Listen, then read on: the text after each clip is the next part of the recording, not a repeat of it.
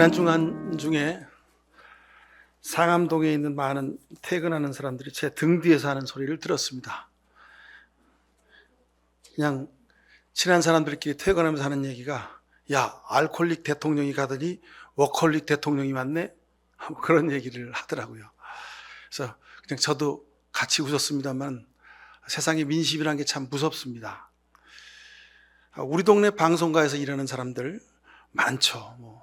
그러니까 특별히 큰 방송사가 아니라 그 방송사 밑에서 이렇게 프로덕션이라고 하는 그 회사 밑에서 하청받아서 일하는 사람들 참 많이 있습니다. 젊은 사람들 30대 40대. 근데 이 사람들이 정말 열심히 일을 합니다.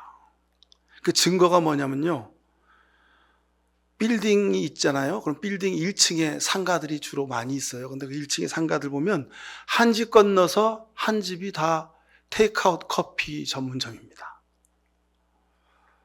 근데 거기에 보면요, 11시, 12시, 아침 9시, 하여간 시간 구별 없이 그 테이크아웃 커피 한 잔에 1,500원, 2,000원짜리 그거 한 잔씩 받아서 마시려고 줄을 서요, 사람들이.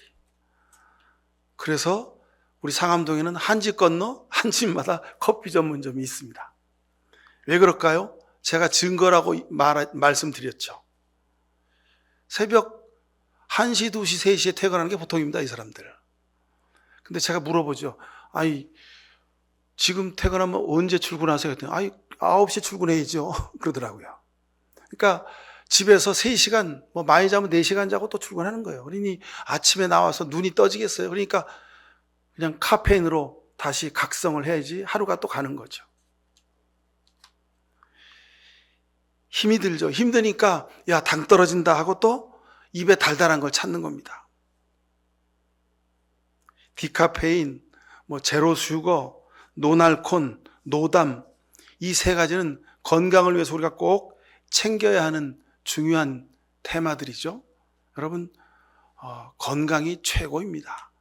건강하셔야 무슨 일이든지 할 수 있습니다. 여러분, 우리가 이른바 목회자들끼리 농담으로 하는 얘기가 영역 위에 체력이다 그럽니다. 여러분, 아무리 영적으로 뛰어난 감각이 있어도요, 몸이 아프면 아무것도 할 수가 없습니다. 여러분, 체력을 지키기 위해서, 건강 지키기 위해서 여러분 수고하셔야 됩니다. 근데 제가 오늘 이 시간 하나 더 말씀을 드리는 것은 육체의 건강 반드시 필요합니다. 근데 육체의 건강과 더불어서 꼭 있어야 할 것, 마음과 영의 건강입니다. 내 마음과 영의 건강을 위해서 여러분 더욱더 관심을 가져야 할 때가 바로 지금 이 시대입니다. 오늘 성경에 보십시오. 19절에 육체 행실은 환히 드러나는 것들입니다. 곧 음행과 더러움과 방탕과 우상숭배와 마술과 원수매증과 다툼과 시기와 분냄과 분쟁과 분열과 파당과 질투와 술취함과 흥청망청 먹고 마시는 노름과 그와 같은 것들입니다. 자, 갈라디아 교회가 있었던 초대교회, 기원 후, 주후 1세기여간에 이들이 살았던 삶의 현실과 오늘 21세기 2025년을 사는 우리와 별반 다르지 않은 것을 봅니다.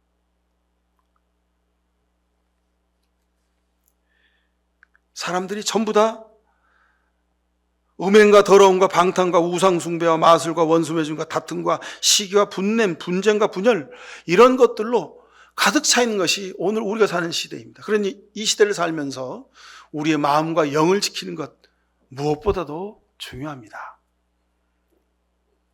오늘 갈라디아서 1장 9절에 보면 이제 다시 말합니다. 다른 복음을 여러분에게 전하는 사람이 있다면 그가 누구든지 저주를 받아 마땅합니다. 내가 지금 사람들의 마음을 기쁘게 하려 하고 있습니까? 아니면 하나님의 마음을 기쁘게 하려 합니까? 내가 아직도 사람의 환신을 사려 한다면 나는 그리스도의 종이 아닙니다. 이 내용을 보면 사도 바울이 아주 격정적인 마음으로 이 갈라디아서를 써가고 있음을 봅니다. 왜 그럴까? 4장 15절 16절에 보니까 그런데 여러분의 그 감격이 지금 어디에 있습니까? 내가 여러분에게 진실을 말하기 때문에 여러분의 원수가 되었습니까? 사도 바울이 막 이렇게 자신의 마음을 표현하고 있는 것을 봅니다. 사도 바울이 왜 이런 이야기를 하고 계실까? 성령 충만, 사랑, 이런 거라면 둘째가라면 서러워하실 분인데 왜 이분이 이렇게 막 마음의 격정을 가지고 하나의 말씀을 이 갈라디아서를 써가고 있을까? 자칭 성령 충만함을 받았다는 갈라디아 교인들이, 갈라디아의 크리스찬들이 육체 욕망을 따라 사는 것을 눈으로 훤하게 보고 있기 때문에 그렇습니다. 그러니까 사도 바울이 그 갈라디아 교회를 세운, 갈라디아 교회를 사랑하는 이 사도 바울의 마음이 너무나도 막 안타까운 거예요. 그래서 여러분, 그 감격이 지금 어디 있습니까? 내가 여러분에게 진실을 말하기 때문에 내가 여러분들이 나와 원수가 되었습니까? 그리고 막 말씀을 하고 계시는 겁니다. 여러분, 성령 충만한 삶은 이 성령의 시대를, 초대교회를 지나서 지금 성령의 시대라고 말하죠. 이 성령의 시대를 살아가고 있는 우리들에게 아주 매우 중요한 믿음의, 건강한 믿음의 증표입니다. 오늘 16절에 보십시오. 내가 또 말합니다. 여러분은 성령께서 인도하여 주시는 대로 살아가십시오. 그러면 육체 욕망을 따라 살아가지 않게 될 것입니다. 본문 17절에 육체 욕망은 성령을 거스리고 성령을 바라시는 것은 육체를 거스립니다. 여러분, 이거 기억하셔야 됩니다. 우리가 성령 하나님의 뜻을 따라 살려고 하면 육체를 거스르게 돼 있습니다. 우리 속에 하나님 법을 따라 살아가려고 하는 마음과 세상의 것을 따라 내 마음대로 즐겁고 편하게 살아가는 이 두 개의 마음이 서로 갈등하고 싸우더라는 겁니다. 이 둘이 서로 적대관계에 있으므로 여러분은 자기가 원하는 일을 할 수 없게 된다고 말하고 있습니다. 근데 어떤 분은 또 너무 성령이 충만해가지고 내 속에는 아무런 갈등이 없대요. 날마다 그냥 할렐루야, 감사, 기쁨이 넘친대요. 그러면 좋겠죠. 그러면 좋아요. 근데 여러분, 그게 쉽지가 않습니다. 제가 말씀드렸잖아요. 제가 부목사 시절에 개척을 준비하면서 이제 천일 기도를 했는데 제가 하여간 2주간 휴가를 내서 저 청평에 있는 어느 금식 기도에 가서 2주간 금식 기도를 하고 아주 성령 충만해가지고 차를 몰고 나오는데요. 그냥 차가 와서 저를 받는 거예요. 그러니 남의 차가, 내가 아무도 잘못도 없는데 나를 와서 받는데 내가 할렐루야 그랬겠습니까? 입안에서 그냥 쌍시옷이 나왔겠죠. 그런 겁니다, 여러분. 우리가 성령 충만하게 살려고 하면 할수록 어둠의 영이, 육신의 욕망이 나를 걸고 넘어지려는 시험을 더 강하고 세게 우리에게 하고 있는 것을 여러분 경험하셔야 됩니다. 이것을 아주 섬세하게 깨달아 아는 사람, 이 사람이 믿음의 사람입니다. 예수 믿고 구원받고 성령 충만하면 그냥 뭔가 그냥 자동으로 모든 게 다 되더라. 여러분, 아직 초등학교 수준인 겁니다.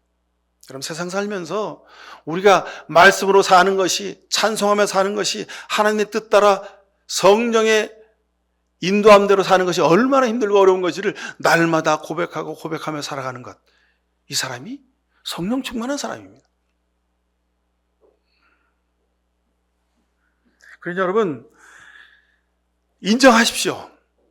육체의 욕망을 따라 살아가려 하는 것, 성령이 원하시는 것을 따라 살아가는 것, 이것이 날마다 아침부터 내가 잠자릴 때까지 늘 나를 괴롭히고 갈등하게 한다고 하는 것, 이 갈등의 현실을 여러분 받아들이시고, 그래도 내가 성령을 따라 살아야지, 그래도 내가 하나님이 기뻐하시는 삶을 한 개라도 더하며 살아야지 하고 여러분 날마다 애쓰고 노력하며 기도하는 사람, 이 사람이 성령 충만한 사람입니다.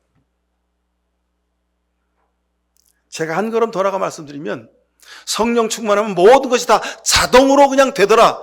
여러분, 이것은 허위의식입니다. 이건 그냥 부풀려져서 야, 학교 가봐. 선생님이 날마다 재밌는 얘기 해주고, 학교 가면 빵도 주고, 친구들이랑 재밌게 놀고, 그래서 꼭 학교 가야 돼? 초등학교 1학년, 2학년한테 하는 얘기가 똑같습니다. 그럼 믿음의 깊이가 깊어질수록, 믿음의 넓이가 넓어질수록, 영적 깨달음이 깊어질수록, 육신을 가지고 이 세상에 산다고 하는 것이 이런 한계가 있구나 하는 것을 내가 얼마나 부족한 믿음으로 살고 있는 것을 우리가 날마다 깨달아 아는 것, 그 고백의 기도를 드리는 것, 여러분 이것이 진정한 성령 충만한 사람입니다. 그래서 여러분 용기 가지십시오. 왜 안 되지? 나는 왜 기도를 하려고 하면 할수록 더 바쁠까? 나는 왜 말씀대로 살려고 하면 할수록 늘 내 뜻과 내 욕망이 막 성질이라고 화가 날까? 여러분 그게 당연하다는 겁니다. 오늘 성경 말씀에. 그런 당연한 현실을 마음에 받아들이고 하나님과 동행하며 성령의 뜻대로 살아가려고 노력하는 삶을 살아가실 수 있길 축원합니다. 지난 주간 중에 여러분 욥기를 읽으셨죠? 욥기도 마찬가지입니다. 욥은 어떤 사람입니까? 자기 아들들이 무슨 생일잔치하고 무슨 잔치 친구랑 놀러 갔다 오면 이 아이들이 밖에 가서 죄를 짓고 왔을까 봐 아버지 욥이 야 너희들 재밌게 놀고 왔니? 그래 하나님 앞에 예배하자고 하나님 앞에 속죄의 제사를 드리는 그 정도의 아주 거룩한 삶을 살기에 노력하는 사람입니다. 아침부터 저녁까지 살아가는 삶의 모든 순간이 늘 하나님 앞에서 반드시 살려고 노력했던 사람이 욥입니다. 근데 사탄이 욥을 보더니 아이고 하나님 저 욥 제 말이에요. 뭐 하나님마다 다 잘 되고 뭐 애들도 부모 말 잘 듣고 뭐 사업도 잘 되고 그러니까 저렇게 늘 믿음으로 열심히 살죠. 아이고 한번 헷가닥 자빠져 봐요. 그럼 믿음 지키면서 사는지. 그 말을 듣는 하나님이 그러냐? 욥은 믿음의 사람인데 내가 알기로 한번 그래 그럼 네가 원하는 대로 한번 시험해봐. 욥이 어떻게 되는지 한번 해봐라. 그리고 하나님이 사탄한테 욥을 시험하라고 허락하십니다.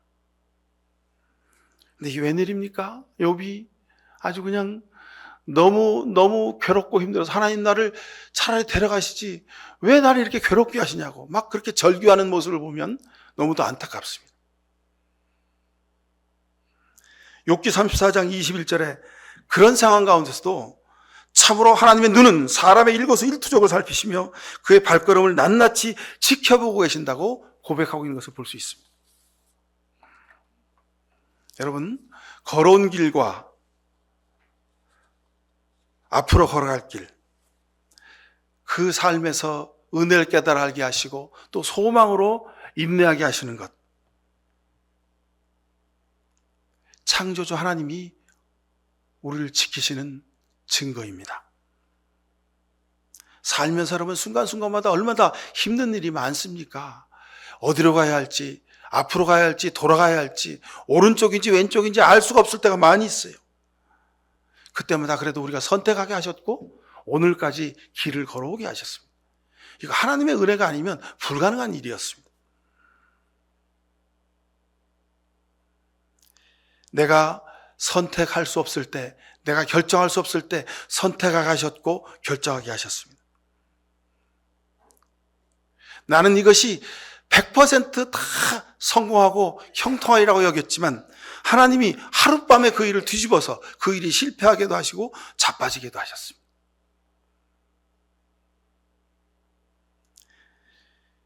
지금까지 우리가 겪은 많은 일들, 그리고 미래에 우리에게 일어날 많은 일들, 하나님이 이미 다 알고 계시는 겁니다. 하나님이 정말 나와 함께 하시구나.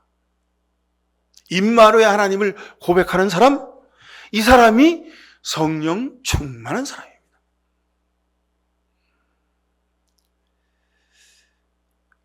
그래서 여러분 지난 주간 중에 우리가 읽은 욥기를 보면 욥은 그 수많은 과정의 아픔과 고통의 순간을 통해서도 하나님을 절대로 놓지 않았습니다. 될 대로 되라지. 하나님이 어디 계셔? 이러지 않았습니다. 끝까지 하나님이 나와 함께 하시고 하나님이 내게 마침내 은혜를 베풀어 주실 것이라는 소망의 끈을 놓지 않았던 사람이 바로 욥입니다.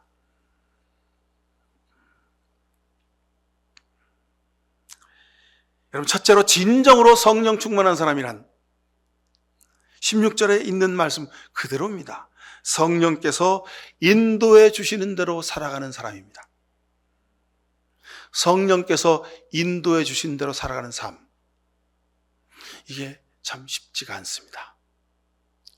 그러나 쉽지 않을지라도 하나님이 내게 원하시는 것이 이것이구나, 하나님이 내가 이것을 하기를 원하시는구나, 하나님이 기뻐하는 삶이 이것이구나, 우리가 말씀 읽고 기도하며 찬송하며 깨달아 알고 은혜 받은 그대로 살아가려고 노력하는 사람, 이 사람이 성령 충만한 사람입니다.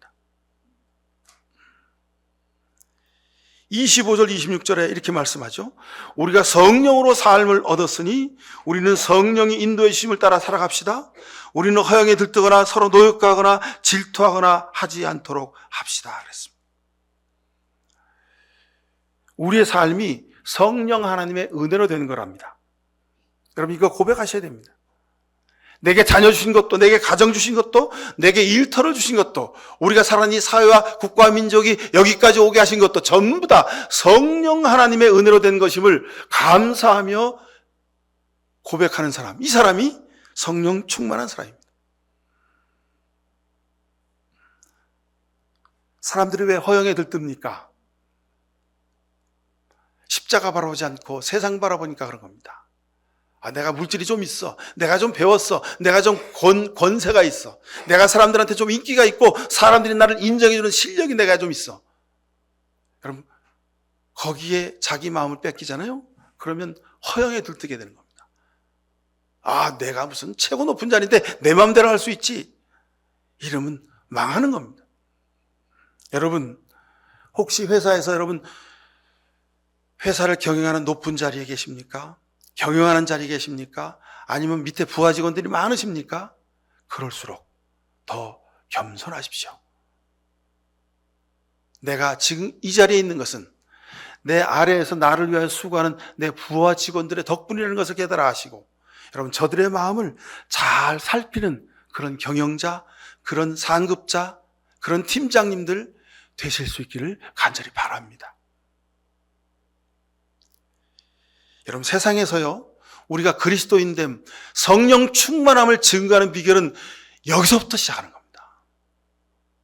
이거 없으면 직원들이 뒤돌아서서 뭐랍니까? 우리 팀장님 교회에서 집사님이래. 우리 팀장님 교회에서 권사님이래. 뒤에서 자기들끼리 이렇게 얘기해요. 여러분 그 단어의, 그 대화의 뜻이 뭔지 아시죠? 육체의 욕망을 따라 살면 편합니다. 내가 뭐 높은 자리에 있는데, 내가 권한이 있는데, 내가 권세가 있는데 내 멋대로 하면 되지. 육체의 욕망을 따라 살면 편하고 쉽습니다. 즐겁고 행복합니다. 그러나 그 길은 망하는 길로 가는 지름길입니다. 흥청망청 먹고 마시고 즐기다 결국 망한 사람들이 여러분 우리 주변에 수도 없이 많이 있습니다. 편하는 것이 좋은 거다. 여러분 이건 사탄의 꼬드기입니다. 편한 것이 절대로 좋지 않습니다. 불편하더라도 하나님이 원하시는 길이면, 성령 하나님이 인도하신 길이면 여러분 불편하더라도 그 길을 선택하셔야 합니다. 마음대로 쓰고 살아라. 소비는 착한 거다. 우리가 그렇게 살 때가 많이 있었습니다. 근데 여러분 글쎄요, 이게 정말 그럴까요? 우리가 지난주 환경주의를 맞아서 환경주의를 기억하면서 기도했습니다. 근데 여러분 한번 이런 반대의 경우도 생각해 보셔야 됩니다. 환경운동의 이면이죠. 자, 개발도상국들은 이제야 막 공장을 짓고 막 경제를 부흥하고 나라를 막 이렇게 잘 살게 되는 나라로 만들려고 노력합니다. 그런데 제동이 걸린 거예요. 왜냐하면 세계 기후가 1.5도씨 2.0도씩 올라가면 세계가 망한다는 거예요. 그래가지고 세계 선진국들이 무슨 기후협약을 만들고 막 여러 가지 조치들을 막 해요. 그러니까 개발도상국들은 공장을 제대로 가동할 수가 없어요. 왜요? 탄소세를 내야 되니까. 산업혁명 이후 지금까지 자연과 기후를 망가뜨려 놓은 나라들이 어느 나라들입니까? 지금 이른바 선진국이라는 나라들이 기후와 자연을 다 망가뜨려 놨어요. 근데 이제 후발 개발도상국들이 좀 나라의 경제를 살리기 위해서 뭐 공장 짓고 열심히 뭘 하려고 하다 보니까 이제 기후협약 딱 맺어가지고 아무것도 못하게 하는 거예요. 선진국의 나라들이 지금까지 기후와 자연을 다 망가뜨려 놓고 탄소 재료를 외치고 있는 겁니다. 그러니 또 이 환경운동이라고 하는 제국적 환경주의, 환경운동, 이것에 또 그냥 올가미가 씌어가지고 또 남미나 아프리카에 있는 어려운 나라들은 또 허덕이게 생겼어요. 이 모순을 어떻게 해결해야 될까? 우리가 반드시 이 모순을 해결해야 됩니다. 석탄과 석유를 떼서 발전소를 짓고 공장을 돌려야 나라가 무슨 경제가 좀 돌아가고 백성들이 월급 받아서 경제가 돌아갈 거 아니에요. 그래야지 그 나라가 좀 먹고 살게 될 거 아니에요. 근데 그거 못하게 하는 겁니다. 육체의 욕망을 따라 지금까지 자기들은 육체의 욕망을 따라 살아왔는데 지금부터는 그러면 안 된다는 거예요. 참 이 안타까운 현실이 있습니다. 갈라디아서 6장 7절에 사람이 무엇으로 심든지 그대로 거둘 것이다. 스스로 속이지 말라고 말씀하십니다. 성령 충만한 삶을 살아가는 사람들이, 그런 나라들이 진정으로 성령 충만하게 살아가는 방법이 뭘까를 다시 고민해야 합니다. 자, 성령 강림 이후에 초대교회들이 하나둘씩 세워집니다. 성령 충만의 열매들이죠.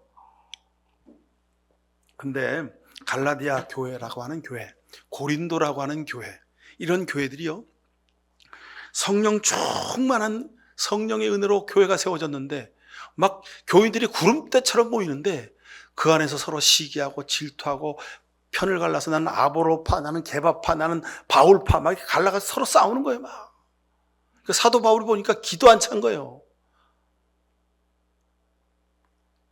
그래서 오늘 이 갈라디아서 성경 본문의 말씀을 말씀하고 계시는 겁니다.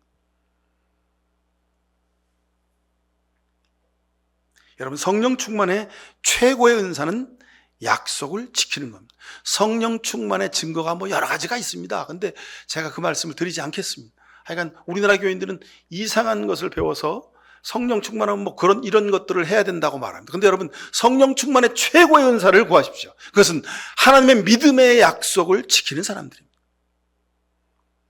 성령이 너에게 내리시면 너희가 권능을 받고 예루살렘과 유다와 사마리아 땅끝까지 이르러 내 증인이 될 것이다. 땅끝까지 이르러 내 증인이 될 것이다. 이 말씀 때문에 우리가 선교사도 보내고 복음을 증거하는 일을 위해서 정말 수고를 합니다. 대한민국의 성서교회가 세계 최고의 성경책을 최고로 많이 만들어냅니다. 대한민국이 세계에서 성경을 제일 많이 세계로 반포하는 그런 아주 은혜로운 나라가 되었습니다. 근데 그건 1차원적인 겁니다. 땅끝까지 이르러 복음의 증인이 되라, 이 말씀은 오늘 우리가 살아가는 삶의 모든 현실 속에서 성령 충만한 열매를 맺으며 살아가는 것입니다. 이것이 진정한 증거자가 되는 것입니다. 성령의 열매를 주신 이후 땅끝까지 증인되게 하시려고 열매를 주셨습니다. 여러분, 열매를, 저 포도 맛있겠네 그러고 열매를 땄어요. 근데 입에 딱 넣었는데 모양만 포도 열매고 가짜면 여러분 어떻게 했습니까? 사람들이 얼마나 실망하겠어요. 진짜 포도인 줄 알고 먹었는데 포도가 달지도 않아. 포도가 씹을 수가 없어. 그냥 우레탄으로 만든 포도 열매예요. 가짜예요. 증인되게 하려고 성령의 충만함을 주셨다는 겁니다. 성령의 열매를 주셨다는 겁니다. 누구에게 증인되게 하라고? 땅끝까지 증인되게 하라고. 여러분, 제가 말씀드렸죠. 땅끝이 어디냐고요. 여러분, 여기서부터 시작해가지고 오른쪽으로부터 쭉 지구를 한 바퀴 돌아가지고 맨 끝에 오면 어디입니까? 내 왼쪽 끝이죠. 그죠? 내 왼쪽 끝에 누가 있습니까? 내 아내, 내 남편, 내 자식들이 있다는 말입니다. 가장 가까운 사람들이 내 곁에 있어요. 그 사람들이 땅끝입니다. 저기 아프리카, 남미 어디 섬이 땅끝이 아니요. 여러분 삶에 가장 가까운 사람이 땅끝이라는 겁니다. 그 땅끝인 그 사람에게 복음의 증인이 되려면 어떻게 됩니까? 성령 충만의 열매를 나눌 수 있어야 됩니다. 우리 아버지, 우리 엄마, 우리 자식들, 내 남편, 내 아내, 참 진국이다. 멋있는 사람이다. 여러분, 가장 가까이 있는 땅끝, 그 사람들의 입으로 성령 충만이 증거될 수 있기를 간절히 축원합니다. 하나님도 하나님의 사랑을 말과 입으로만 하지 않으셨습니다. 말씀으로 천지를 창조하신 하나님이기에 그냥 말로 전부 다 하면 되시잖아요. 근데 하나님 사랑을 이루기 위해서 아들 예수 그리스도를 땅에 보내시고 그 아들 예수 그리스도 십자가에서 모진 창피와 수모를 당하고 십자가 달려 죽게 하셨습니다. 이것이 하나님의 사랑의, 하나님의 성령 충만의 열매입니다. 하나님의 사랑의 열매입니다. 우리 삶에서 하나님의 함께 계심이, 성령 충만함이 다른 사람들의 눈에 보여져야 됩니다. 이것이 성령 충만한 것입니다. 하나님을 사랑하는 방법? 하나님과 약속을 지키는 겁니다. 하나님과 약속이 무슨 약속입니까? 나를 따르려거든 자기 십자가를 지고 나를 좇을 것이라고 주님이 말씀하셨습니다. 그 주님의 그 약속의 말씀을 지키고 사는 겁니다. 그러니 여러분이 지고 있는 십자가 무엇인지를 보십시오. 집안에서 지고 있는 십자가, 남편의 십자가, 아내의 십자가 있습니다. 부모의 십자가가 있습니다. 자녀의 십자가가 있습니다. 회사에서 내 직급에 맞는 내가 회사에서 가지고 있는 내 십자가가 있습니다. 대한민국이라는 이 사회 속에서, 역사 속에서 크리스찬이라고 하는 우리가, 교회가 지고 있는 십자가가 있습니다. 그 십자가를 우리가 지고 주님을 좇아야 그 삶이 성령 충만한 삶이 되는 겁니다. 자, 그러면 둘째로 성령 충만함을 받는 비결. 누가복음 11장 13절에 너희가 악할지라도 좋은 것을 자식에게 줄 줄 알거든 하물며 너희 하나님 아버지께서 구하는 자에게 성령을 주시지 않겠느냐 그랬습니다. 그럼 여기에 비밀이 있습니다.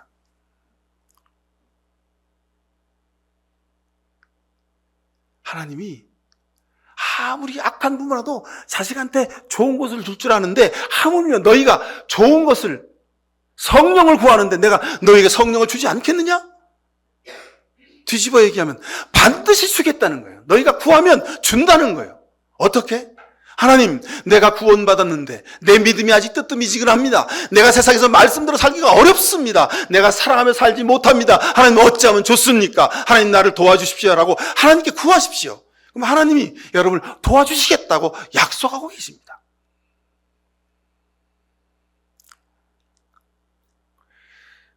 구하는 사람에게 성령을 주겠다. 이것이 하나님의 약속입니다. 그러니 여러분 구하십시오. 날마다 성령 하나님, 내 입술을 주장해 주옵소서. 성령 하나님, 내 이 악한 마음을 주장해 주옵소서. 성령 하나님, 내 육신이 너무도 천박해서 편하고 쉽고 입에 달고 쓴 것은 맨날 뱉습니다. 하나님 나를 도와주옵소서라고 하나님의 도움을 구하시길 간절히 바랍니다.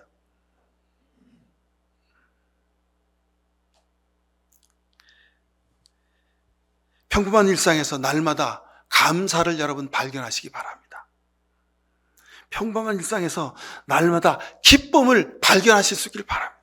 평범한 일상에서 하나님이 나와 함께 하셨구나를 여러분 깨달아 알고 고백하실 수 있길 바랍니다. 믿음은 평범한 일상에서 아무것도 특별할 것 없는 평범한 일상에서 꾸준하게 믿음으로 살아가는 것. 여러분 이것이 성령 충만함입니다. 세상 사람들은 특별한 걸 좋아해요. 그래서 교회도 맨날 무슨 교회 행사에 보면 다 특별자가 붙어. 특별 새벽기도회, 특별 성령 충만 집회, 무슨 특별 금요기도 철야, 그래 특별자를 다 붙여요. 여러분 근데 여러분 특별한 거 좋아하시지 마십시오. 특별한 거 좋아하다 보면 정말 특별하게 살게 될 겁니다.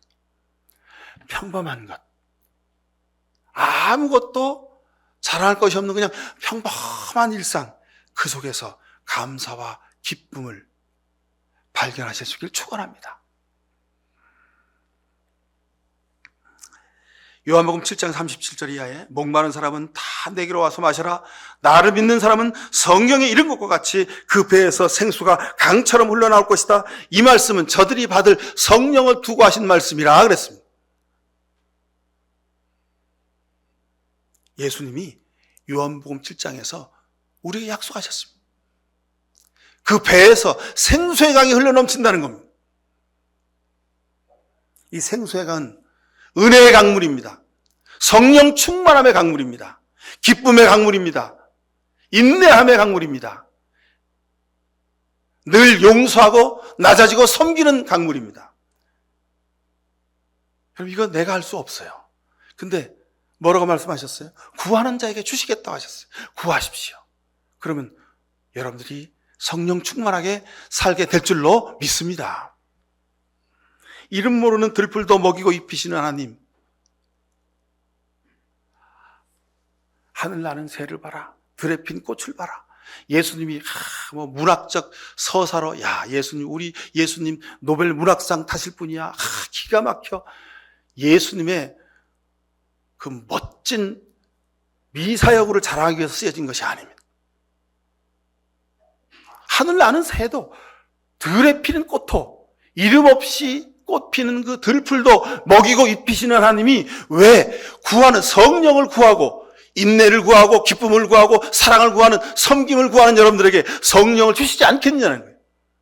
그래서 여러분, 믿음으로 사는 여러분들은 전부가 다 성령 충만한 삶을 살아가는 줄로 믿습니다. 여러분, 이 감사와 감격으로 살아가시길 축원합니다. 누가 뒤에서 성령 충만하면 뭐도 해야 된다, 어느 날 성령 세례를 받았느냐, 이렇게 따지는 사람이 있으면요, 여러분, 그 사람 소리 듣지도 마십시오. 성령 충만하면 그런 특별함을 넘어서는 겁니다. 누구에게 자랑할 게 별로 없어요. 내놓고 특별하게 내가 무슨 뭘 하는 게 없어요. 그렇지만 내가 날마다 말씀 묵상하고 하나님 앞에서 기쁨과 감사함으로 살려고 노력하는 그 삶의 태도, 그것이 우리를 성령 충만하게 하셨다는 증거인 줄로 믿으시길 축원합니다. 내 힘으로는 살아가면서 살 수 없죠. 내가 어떻게 날마다 기뻐하고 평화로운 삶을 삽니까? 늘 걱정, 근심, 염려, 불안, 초조, 슬픔과 눈물과 탄식이 얼마나 많습니까? 그렇지만 그렇게 힘든 삶을 날마다 살더라도 구하라는 거예요. 그럴수록 구하라는 거예요. 사랑하는 성도 여러분, 다시 십자가로 돌아오십시오. 다시 믿음의 약속을 되새기십시오. 그리고 기도의 손을 모으십시오. 그리고 성경 읽을 때마다 구하십시오. 하나님, 내가 이 성경 말씀처럼 다윗이 시편에서 한 기도처럼 나도 이런 기도의 사람이 되게 해달라고 여러분 기도하십시오. 하나님이 주신다고 약속하셨습니다. 사랑, 기쁨, 화평, 인내, 친절, 선함과 신실함, 온유와 절제, 이것이 다른 믿음 좋은 사람들의 것이 아니라 여러분 삶에서 하나씩 보여지게 될 것입니다. 나는 여전히 부족해요. 나는 여전히 모자라고, 나는 여전히 내가 보기에 천박한 삶을 살아. 근데 내 자녀들이, 내 아내가, 내 남편이, 우리 아버지, 우리 어머니, 우리 자식들 참 믿음으로 살려고 애쓰는구나라고 저들이 여러분 삶 속에서 사랑과 기쁨과 화평과 친절과 인내와 온유와 절제와 신실함을 보게 될 것입니다. 이 사람이 성령 충만한 사람입니다. 사랑하는 성도 여러분, 우리는 세상을 삽니다. 그래서 세상 사람들이 부러울 때가 참 많이 있습니다. 나도 저 사람처럼, 나도 저 사람처럼 부러움을 가질 때 많이 있습니다. 그러나 그런 자신을 바라보고 하나님, 제가 잘못했습니다. 제가 세상을 봤습니다. 사람을 봤습니다. 하고 십자가 밑에 두 손 모아 회개기도 드릴 수 있는 여러분이 진정으로 성령 충만한 사람입니다. 하나님이 여러분에게 성령을 주시는 이유가 있습니다. 여러분 속에 하나님 영이 역사하시기 위함입니다. 전에는 10가지가 전부 다 나만을 위한 삶이었더라면 이제는 5가지 내려놓고 5가지는 세상을 나만을 위한 삶이었지만 5가지가 하나님을 위한 삶으로 바뀌어지는 겁니다. 내일은 나를 위한 삶은 4가지로 줄어들고 하나님을 위한 삶이 6가지로 늘어나는 겁니다. 그렇게 하나씩 내 삶이 나도 모르는 사이에 바뀌어져 가는 것, 그것이 하나님의 영으로 사는 사람입니다. 성령 충만함을 주시는 이유, 여러분의 삶이 하나님이 부르신 그 순간에 이르를 때에 하나님이 그래 내가 세상에서 내 성품으로 살려고 참으로 애쓰고 수고하며 살았구나. 이제 내 곁으로 오라고 하나님이 여러분을 기뻐 맞아 주시기 위함입니다. 이런 복된 삶을 우리 모두 살아가실 수 있길 축원을 드립니다. 기도하십시다. 사랑의 아버지 하나님, 불쌍히 여겨 주옵소서. 믿음으로 사노라 하면서도 늘 세상에서 사람을 바라보고 물질에 의존하고 늘 눈에 보이는 것에 연연하며 살았습니다. 하지만 우리가 그런 속물근성을 가진 존재임을 깨달아 알고 십자가 밑에서 다시 두 손 모아 무릎 꿇습니다. 간절한 회개 기도를 드립니다. 이런 회개 기도 가운데 주 성령이여 예수 그리스도의 품성을 부어주시고 하나님의 영을 담아 주셔서 우리가 날마다 한 가지씩 예수 그리스도를 담게 하시고 하나님의 품성을 담는 아름다운 성령 충만한 삶을 살게 하여 주옵소서. 예수 그리스도 이름으로 기도하옵나이다. 아멘. 성령 하나님께서 약속하신 대로 우리와 함께 하시고 동행하심을 믿습니다. 날마다 세상에서 육신으로 살기에 유혹받고 시험당할지라도 늘 말씀에 의지하여 끝까지 인내하고 사랑의 삶을 살겠습니다. 이런 아름다운 성령 충만에 결단하며 세상으로 나간 모든 주의 백성들 머리 위에 하나님 아버지의 귀하신 사랑과 예수 그리스도의 십자가의 은혜와 성령의 복렬의 줌이 지금부터 영원히 함께 해주시옵기만을 간절히 축원하옵나이다. 아멘.